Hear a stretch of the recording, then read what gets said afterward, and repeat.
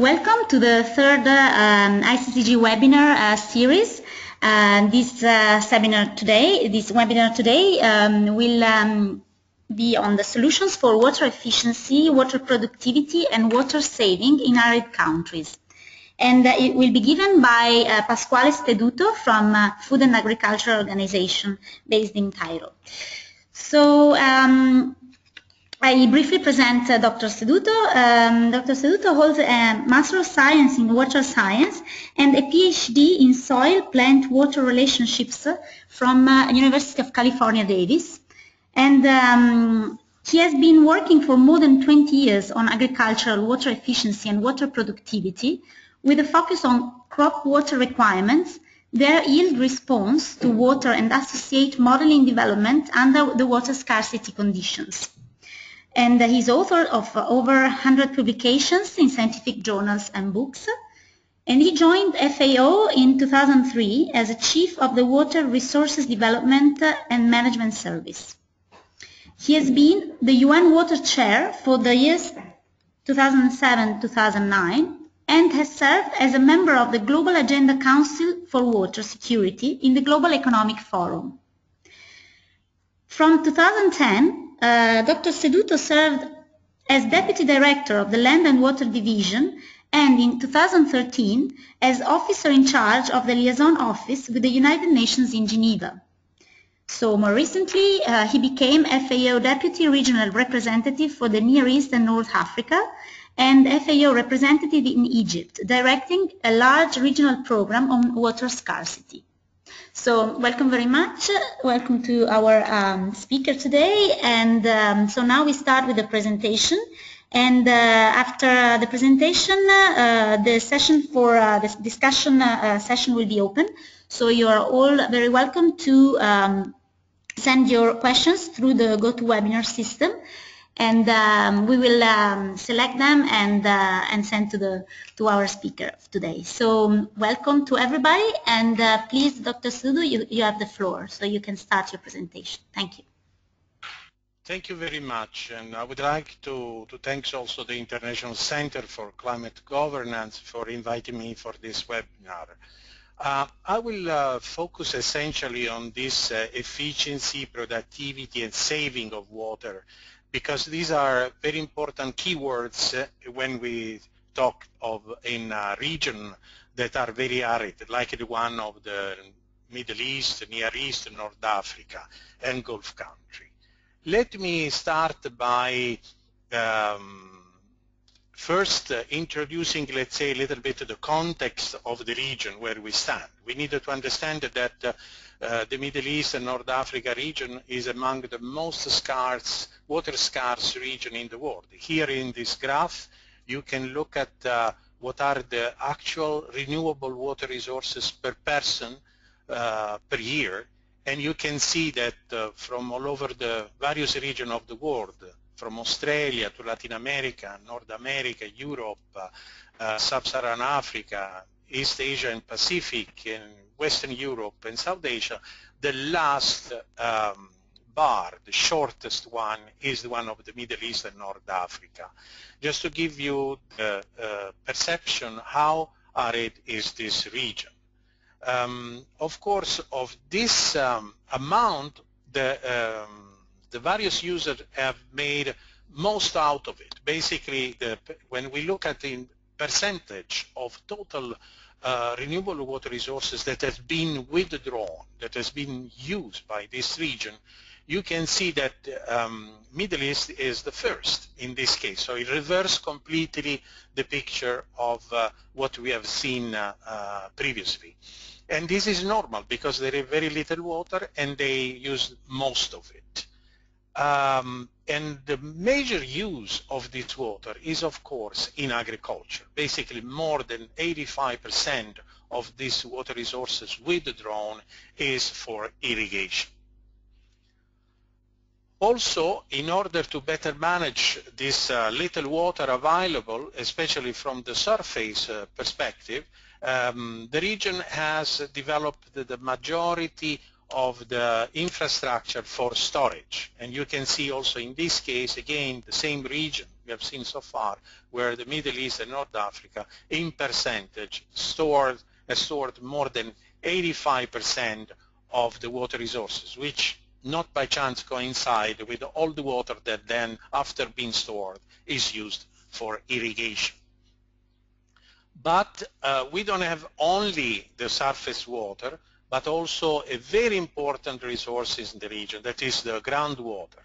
And unfortunately, groundwater is been abstracted and used also for irrigation in an excessive way. So it's been very important for the development, but when you see at the percentage of annual recharge, for this region, you can see that the dark brown are the area in which there is a withdrawn more than 100% of the opportunity to be recharged. Essentially, this tells us that most of this groundwater are also fossil water, which have not even a recharge opportunities. But just to tell that the groundwater has been a very big storage and is like a big saving account. So you take water from them, but if you don't allow to be recharged, these resources will also be depleted, and is one of the major problems in the region. The groundwater is overdrafted, so-called.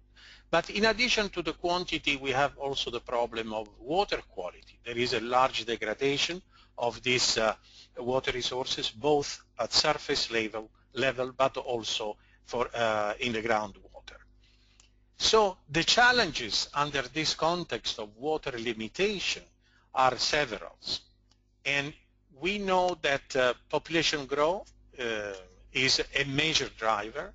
The region had at most around 100 million inhabitants in 1950, going to 380 million in 2000, and we expect to reach 600 million in 2050. Basically, we have an average growth rate of 2% per year. The other challenge is the climate change. We know that from the Intergovernmental Panel for Climate Change, is very clear that arid zone risk and will become more arid. So we have a rainfall reduction that can reach in certain places up to 40%. There is, due to the increasing temperature, also an increase in crop water requirements, although partially compensated by the high CO2 content, still the consumption by the crops will be higher. But in addition to the general average climate condition, we have also this extreme event like droughts, floods, and storms that represent a challenge in terms of climate change. Another consideration also very important is that over 60% of the water resources in the region flows from outside the nation and regional boundary.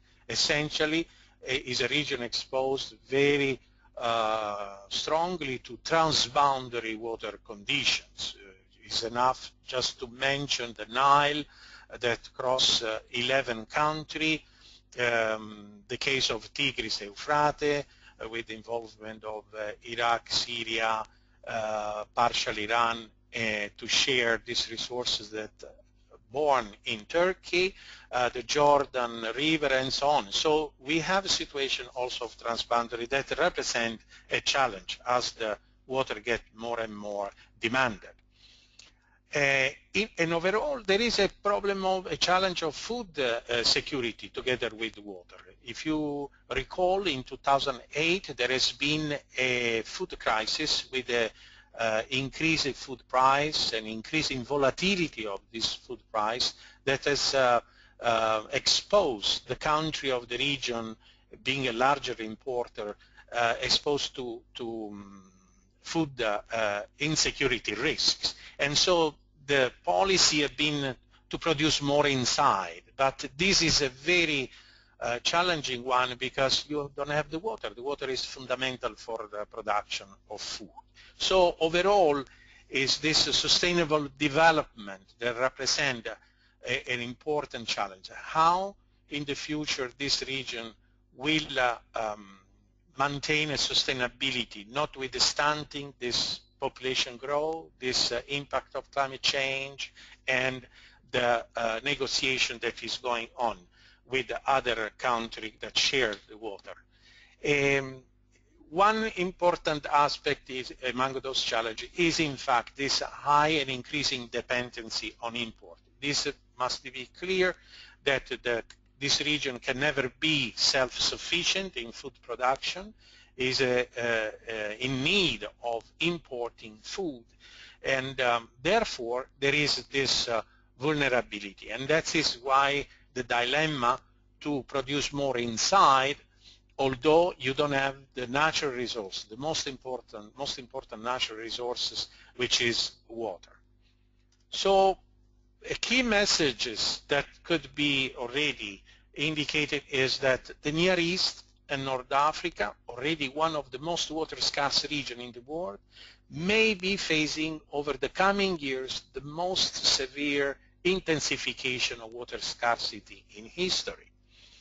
And being water the binding constraint for agriculture, because as we said, agriculture already uses more than 80% of the available freshwater resources in the region, agriculture itself will be the sector suffering most from water scarcity, with the major consequences for food security and the rural economy.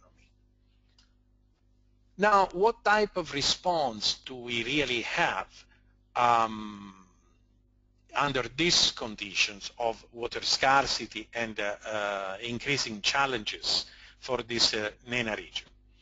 Well, we can look at the supply side to understand what we can do, to provide additional source of water. Well, the first things that comes into mind is, of course, the desalinization of seawater. Unfortunately, we have a problem with the disposals.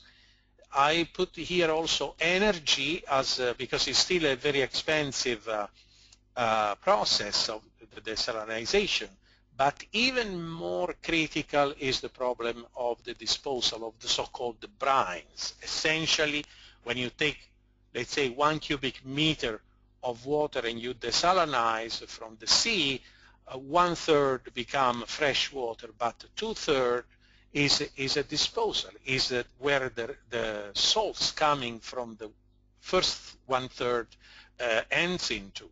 So we have that this brines is a high concentration of salt, is a rich of detergent coming from the desalinization process, and represent a big environmental impact. Most of those are dumped back into the sea, having a high impact in reduction of the fishery and let's say the fauna in general of the sea. So there are major consequences with the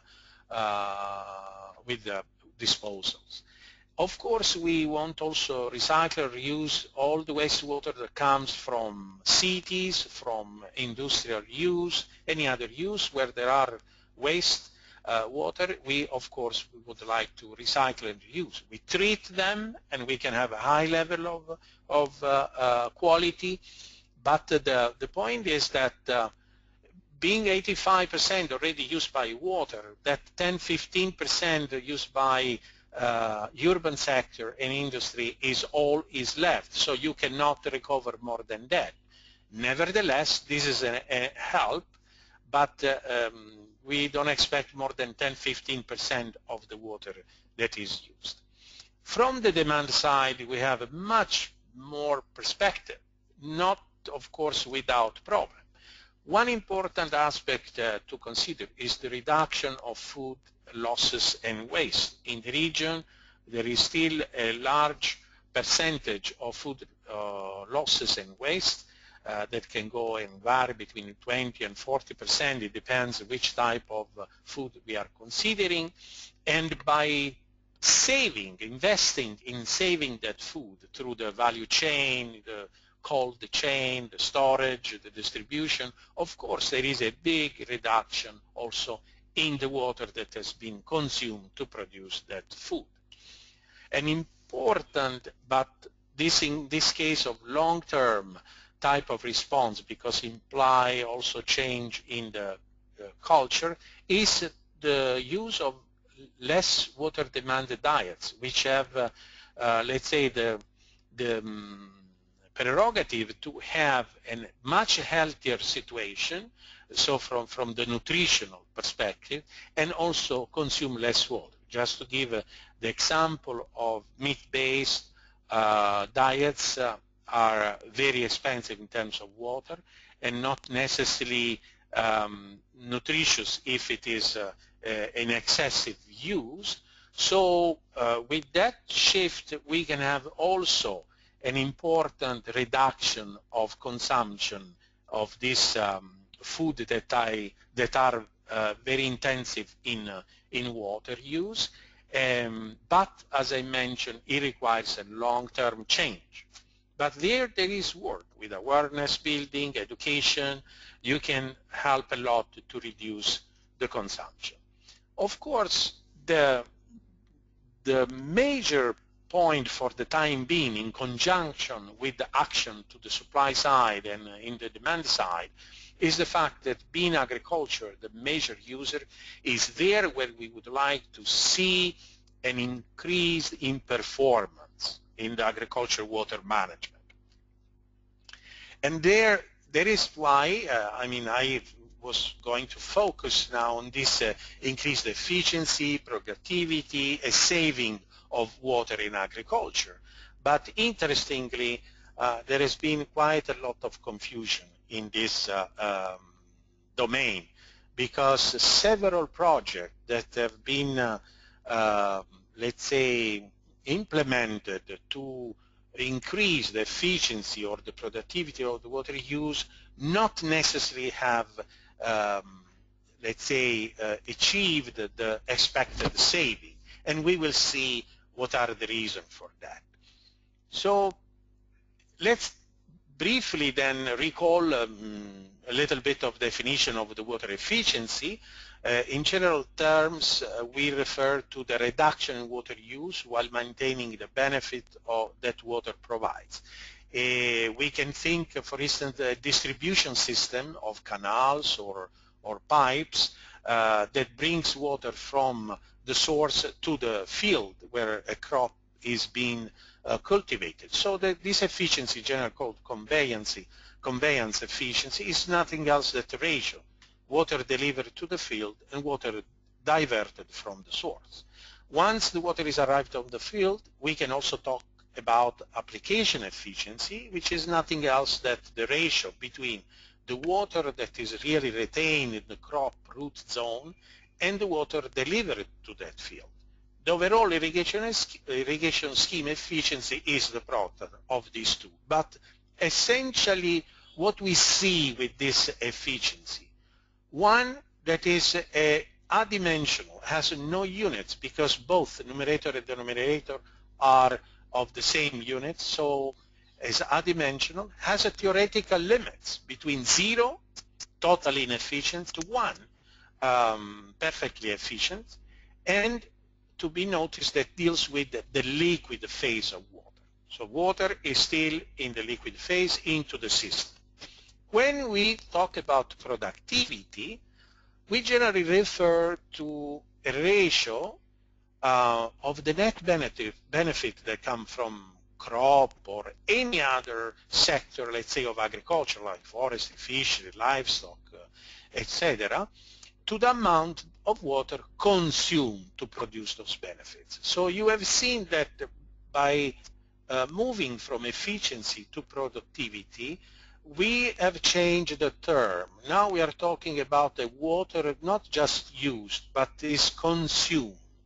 So in general, is still a ratio, benefit produced divided the water consumed, generally by so-called evapotranspiration, the ET terms.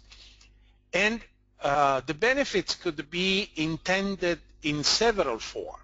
It can be just biomass, it can be the classical yield that comes from a crops, but it can be also intended as an income, as a job generator with that water consumed, and so on. So when we look now at this term, we see that in this case, the water productivity is dimensional. Basically, it has a unit. It can be kilogram per cubic meter, dollars per cubic meter, jobs per cubic meter, and is not confined anymore to the theoretical limit of 0, 1. It have a real number and it can have a different value. And most important also to consider that this time we are dealing with the gaseous phase, and this is the component that generally in open field is consumed. The third element, instead, when we talk about water saving, actually we refer essentially to water that is not consumed. I can save water if I don't consume it. So this is the three major, let's say, difference between these three approaches in managing water in agriculture. And the point is now, what are the relationship between them? And I will proceed now by example.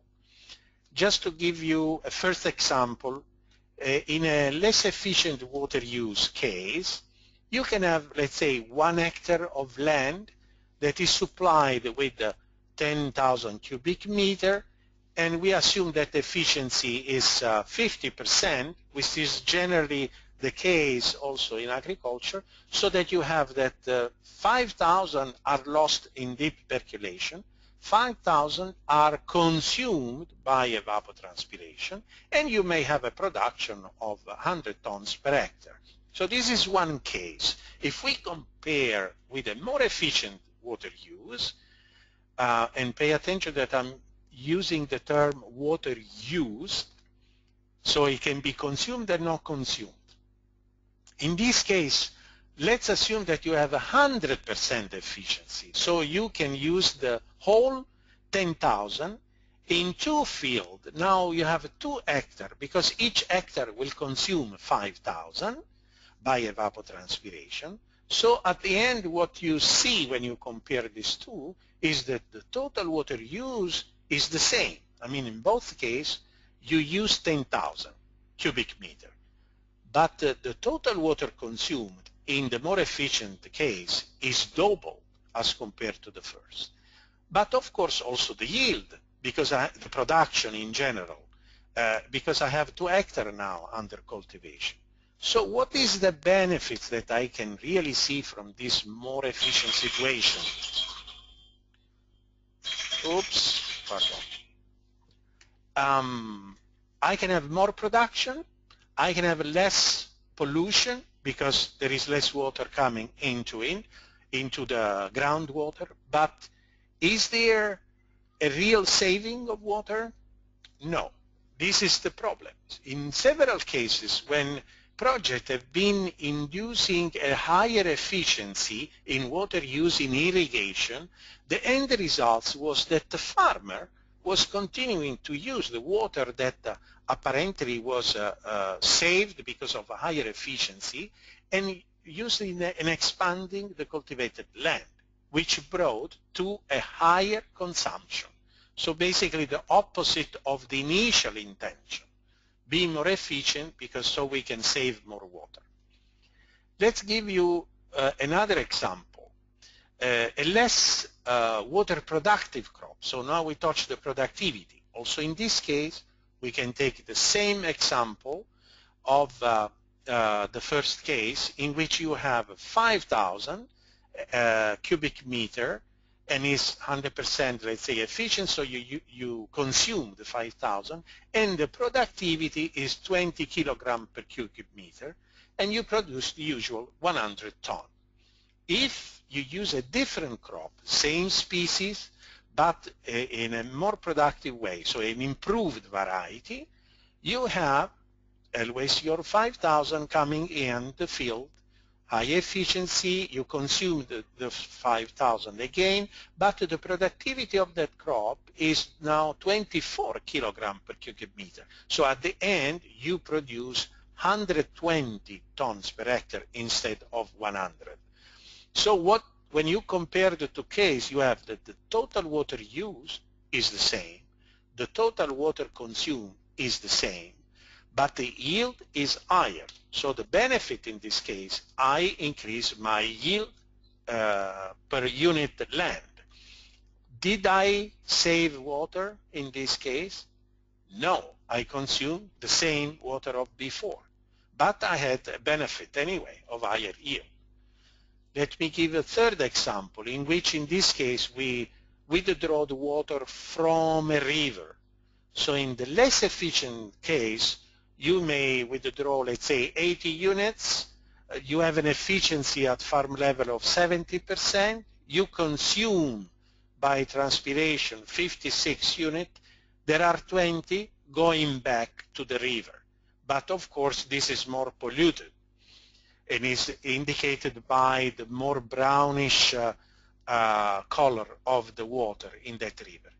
In the case of more efficient water use, I may be 90% efficient at farm level, so I may use less water withdraw from the river, and consequently there is less return flow into the river, which means less pollution, but also more water available in the river. So when I compare, the total water use in this case is different. In one case I withdraw more, 80 units. In the more efficient case, I withdraw only 62 in this example. Return flow back to the river is also different. The yield is the same. The water consumed is the same in both cases. So what are the benefits? Well, I have less pollution. I have more water stream into the river. And possibly I have less infrastructure, because if I withdraw less water, I also withdraw, let's say, invest less in infrastructure. But did I save water? No. Last example is the pumping from groundwater directly. In this case, in a less efficient water use, I may have, with 50% efficiency that I apply, like it was the first example, 10,000 cubic meter, 5,000 goes back into the groundwater, more polluted maybe, and 5,000 get consumed, and you receive a yield of 100 tons. If I become more efficient, I can have at 100% efficiency that I pump only 5,000 cubic meter, which is exactly the one that they get consumed, and I have no deep percolation. So in this case, the total water use is different because I pumped more water in the case of less efficiency. I pumped less water in the more efficient case, but the water consumed is the same in both cases. And the yield is also the same. So the real benefit is less energy for pumping and, in a way, also less pollution. Did I save water?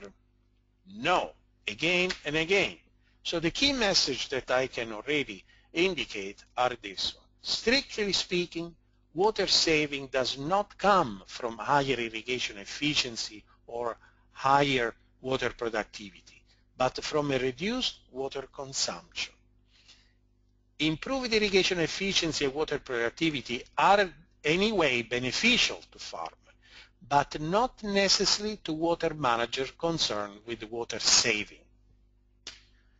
And last message is, to achieve water saving, there is a need for a regulated and controlled water account. It means I need to know every drop of water, where is it going, so that I have to let's say, set a target of consumption, and I should not go beyond that consumption. And then below that, I can be more efficient, more productive, but I need to reduce consumption if I want to save water. So simply, we refer to a water accounting framework that distinguishes consumptive use from non-consumptive use. In the case of consumptive use, you can also look at beneficial consumption, like the consumption by the crop because they produce yield, or non-beneficial, there is still a loss of consumption of water because of evaporation from bare soil or transpiration from weeds that you don't want, still is a consumption. But in the case of non-consumption use, you may look at some recoverable part, like the return flow into the river, or non-recoverable when they go in very deep groundwater or salty situation. So in that case, maybe the efficiency can help to recover that water. So once we have this distinction, we can better look at the solutions. And the solution we need to also consider from what I do in open fields as compared to what I do in a closed system. And let me explain why. In open field, you cannot control the climate. So you are in a situation and you cannot necessarily control the whole soil system. So you need to have a degree of management capacity, management situation that allow you to maneuver the management of water. So if I want to increase water productivity and efficiency, I can use new varieties, definitely, although you cannot expect to have a high, let's say, gain in terms of productivity. You can use drip irrigation. Classically, you move from surface irrigation, less efficient, to one that is more efficient. But this is only potentially. You can reach 90% efficiency with drip irrigation, but if you don't associate a good management, you don't gain much. So in this case, the reduction in non-beneficial consumption, that is the actual saving that I can do, it might be between 0 and 10%. Sometimes you don't save anything, or at the most you cannot reach 10%. I can do more by decreasing those consumption from bare soil or from the weeds of my crop, other crops that I don't want. So the weeding, it can be manual, it can be spray, but freeing the field from unwanted crops help, of course, to decrease this consumption. Another way is the mulching that can be through residual, or in this case of this example from China, where more than 1 million hectares were used plastic mulching, and they were able to reach 30% reduction in water consumption. Another way is not to wet the surface of the soil, so to reduce the evaporation from bare soil by using subsurface irrigation. So these are all means that you can use to reduce the consumption part that is not beneficial. In this case, you can save up to 20–30%, generally speaking. You can have some more or sometimes even less, but just to give you the order of magnitude. If I move in closed system, and in this case we are talking, for instance, about the hydroponic greenhouses, like the one you can see in this picture, you have the highest opportunity to manage the environment in which the crop is being grown. You can manage the soil because you don't need it actually, you need a substrate, but you can also control in part the climate. Already naturally, greenhouses have less solar radiation input, less wind inside, much higher humidity, and by this condition per se, already we have a reduction of evapotranspiration, which is consumptive use of water, that goes down 20–30%. And generally you don't have losses of non-consumptive use. What we can even do more is to use this hydroponic as a new generation of greenhouse where you take also the beneficial consumption or non-beneficial consumption. So everything that is in gaseous phase you can condense and you can reuse and recycle. In this way you can even save up to 90% of the water consumption that you would consume in open field. Of course, the drawback is you need a high-tech, high knowledge, and high management, but is a solution for producing food without consuming much water. So in conclusion, or some of the closing remarks that I would say is reiterate the concept that water saving does not relate to irrigation efficiency or water productivity, but to water consumption. And water accounting, both, let's say, at the basin level of a river or a groundwater, and on the whole arable land, particularly anti-irrigation, is key to water saving because it allows me to understand all these components of the water use: consumptive, non-consumptive, beneficial, non-beneficial, recoverable, non-recoverable. So it's important to have this water accounting quantitative approach to the water management. General principle is that the more we can manage the environment where crops grow, the more we can control the water consumption. So that's why an evolution from the open field to the closed system allow us to have a much higher management capacity and therefore controlling water consumption. The hydroponic greenhouse that I've shown have the potential for the highest efficiency, highest productivity, and highest saving of water, although, as we said, they require highest technology and knowledge. Those new generation of hydroponics have the greatest relevance in agriculture, where water scarcity is the greatest challenge. And in fact, this is one of the solutions that is being tested in the Gulf countries, which are within the region, the one with less water available in natural system. And I think with this I would like to close and thank you for dedicating your time to listen, and open for question and answer. Thank you. Thank you very much, Dr. Steduto, for this very comprehensive presentation, very detailed. There are a lot of information, and I would like to start from one of your slides, in particular the example number 4 on the water consumption and water use.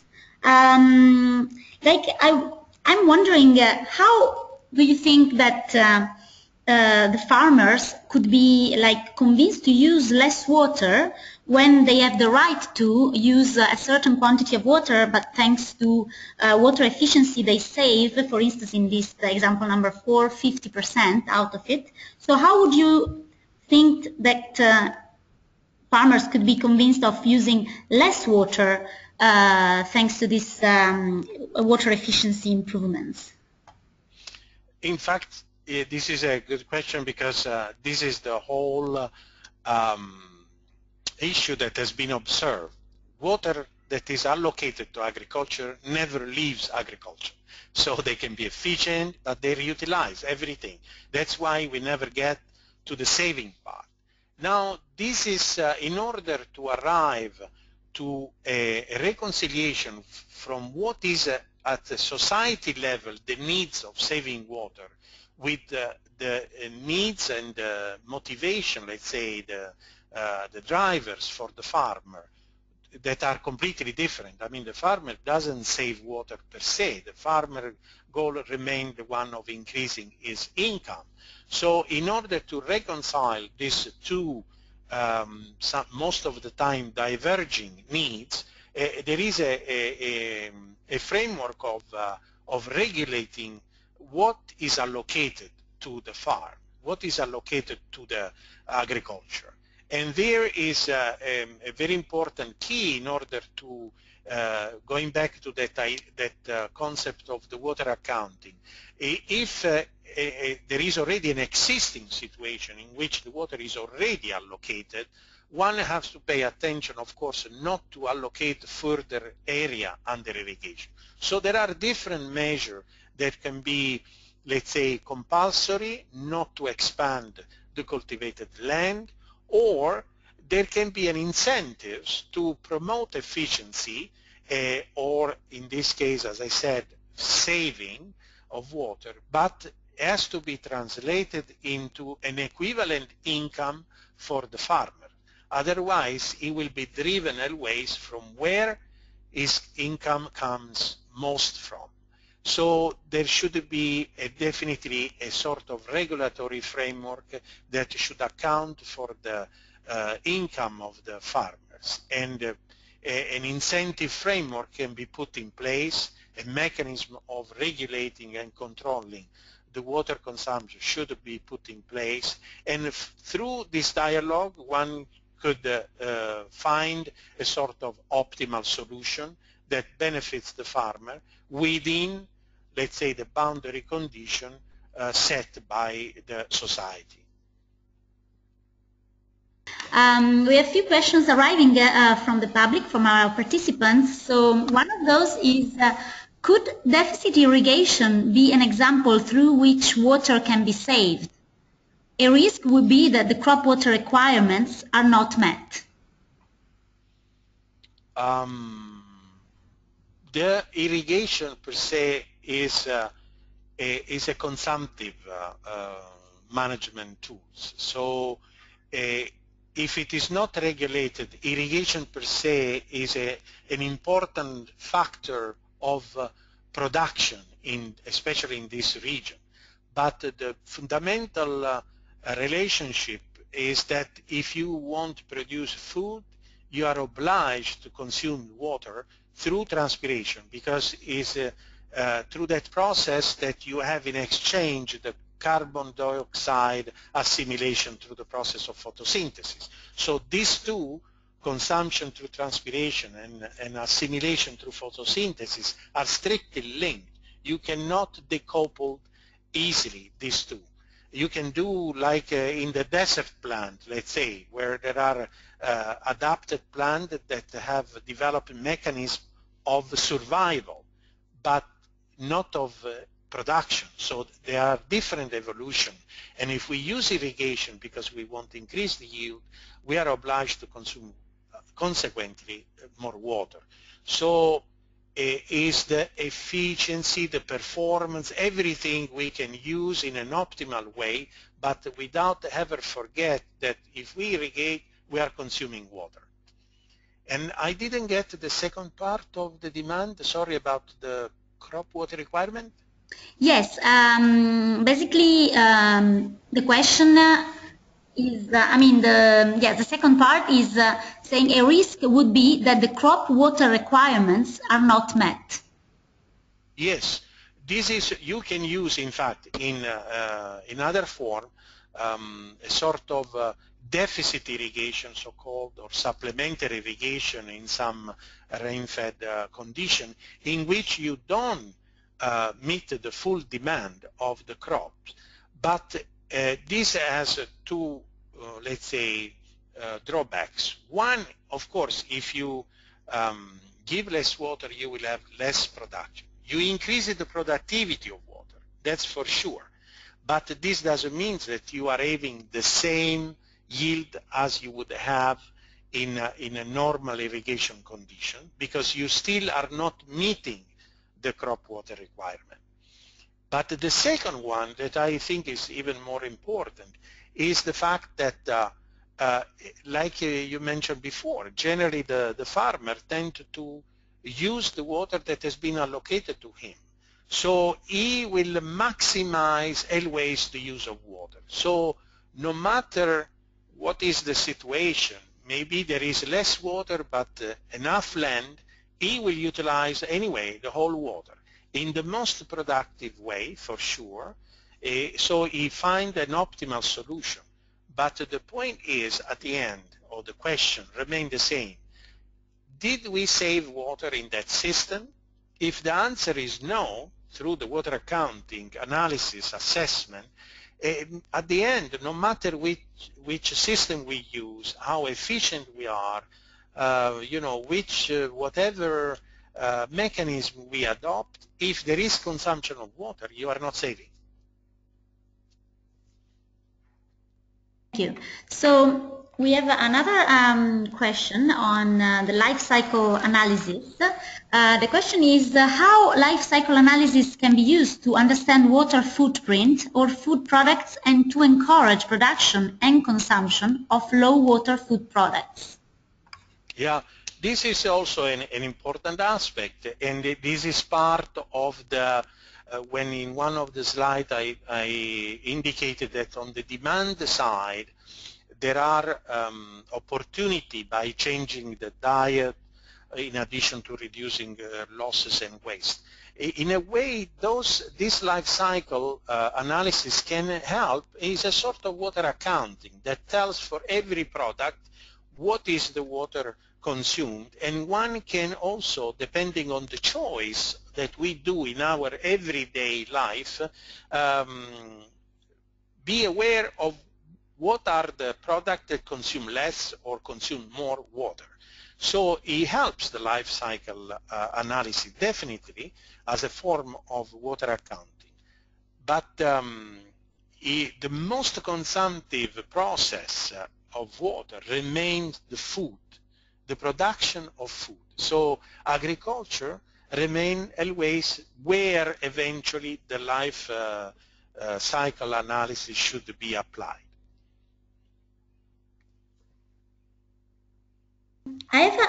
Thank you. I have another question relating to subsidies.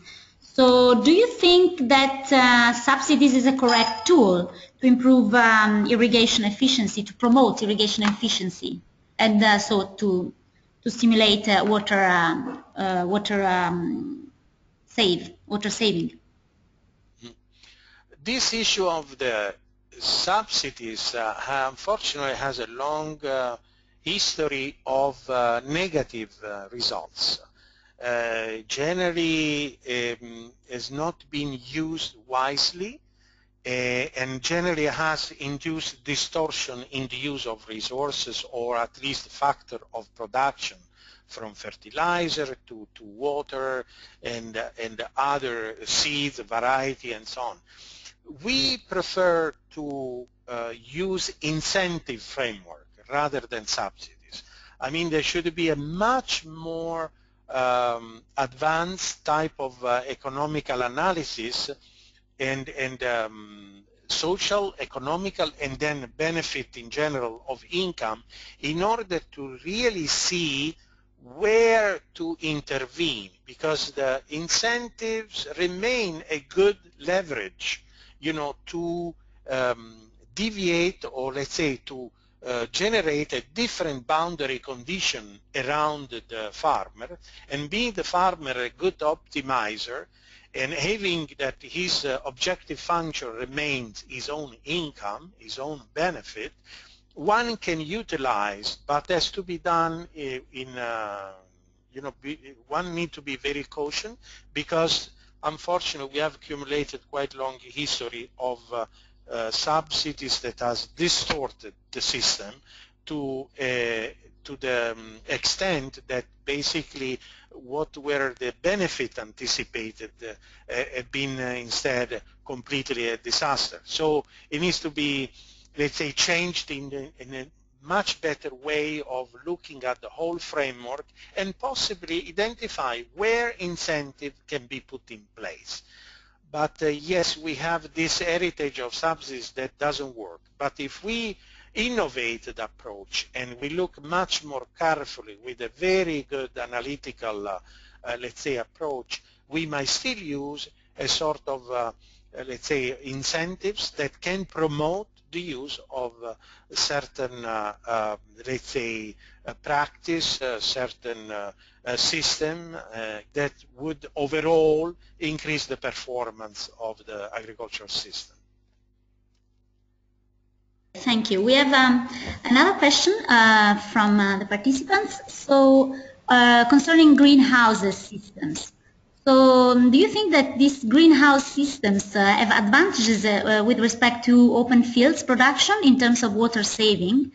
And do you also think that other advantages can be in terms of energy use or saving in like pollution, avoiding pollution? Yes, absolutely. I believe that, like I said before, the greenhouse represents an ideal environment in which you have extremized the capacity of managing the whole environment. So as compared to the open, you have a better control of pollution, definitely, because it's a closed system. It's a system that do not allow any water to go into the soil, and consequently there is no pollution of fertilizer. Not only, being closed, generally you reduce a lot also the pesticide use inside the greenhouse. And so from that perspective it is very important. And as I said, if you recycle the water that is consumed internally by condensating and reusing it, definitely you have the highest advantage possible in terms of water saving. Now, in terms of energy, in this region where sun is not a limiting factor, if conjugated, the greenhouse are conjugated with the photovoltaic energy, it can be a very nice solution which probably has the least of the footprint one can, let's say, expect. But as I mentioned also, this means high tech, this means high knowledge. So these are farming system of the future and requires a lot of understanding, you know, in the management, the physiology of the crop. It is not an easy system, you know, to really produce any type of food we want. Also, is very expensive, so it's limited to fresh fruit, fresh food, I mean, high cash crop, but not staple crop.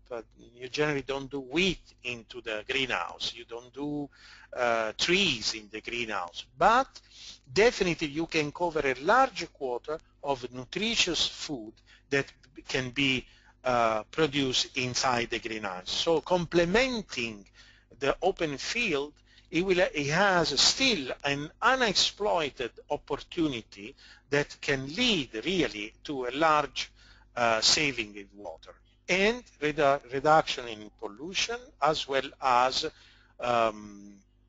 taking advantage of the solar energy as a renewable energy for running these greenhouses.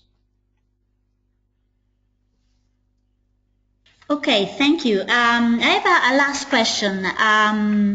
So you said in your presentation that 60% of water flows are of transboundary origin in this arid region, like the Middle East and North Africa.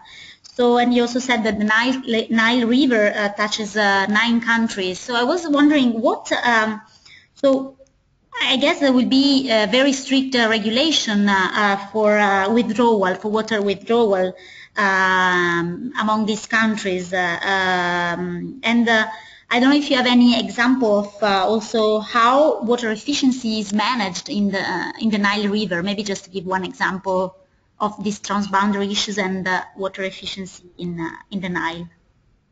Yeah, in fact, the Nile is one of the probably the most studied basin in the world. It started from Lake Victoria in the equators, you know, and crossing all these 9, and now with the subdivision of Sudan in South Sudan.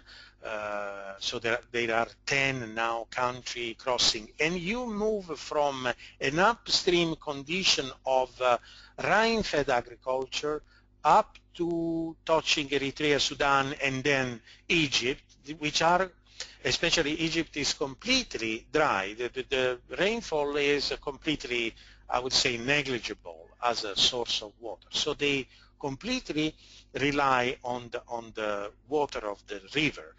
And in fact, we may say that at basin level, for the water allocated to the country, Egypt is in fact one of the most efficient water users in the world. It may look contradictory, but even if you go, you know, in the farm where they have still, you know, non-modern irrigation system where the efficiency is very low, actually that water that goes below the ground, it gets reused more downstream. It goes either back to the river or get used by another farmer more downstream. So by the time the river arrives to the delta, all the water that has been allocated for agricultural use has been essentially utilized with efficiency that goes even beyond the 70 or 75%. So we must recognize that certain country that has been always exposed to arid conditions, they use their water quite wisely.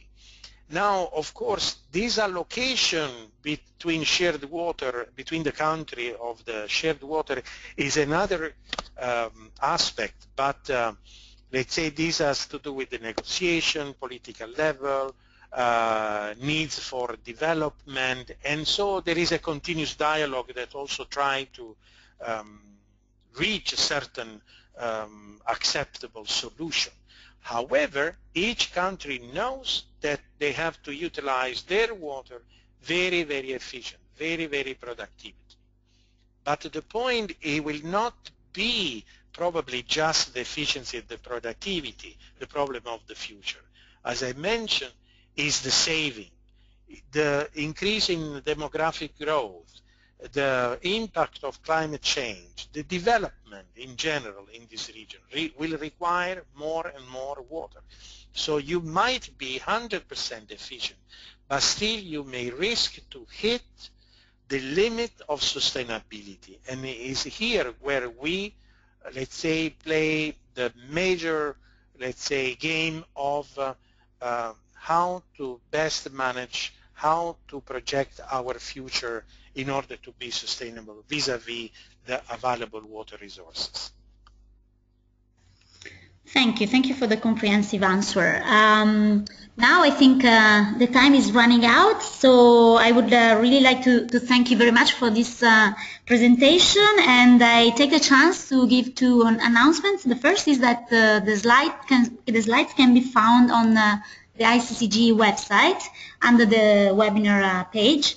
And also I'd like to announce the next webinar, which will be held on the 8th of May at 12. And this will be given by Louise Karlberg from the Stockholm Environmental Institute, and it will concern climate change effects on the water, energy, food nexus. So you're all very welcome to attend the next webinar. Thank you very much to our speaker and to all the participants, and have a very nice afternoon. Bye-bye. Thank you. Bye.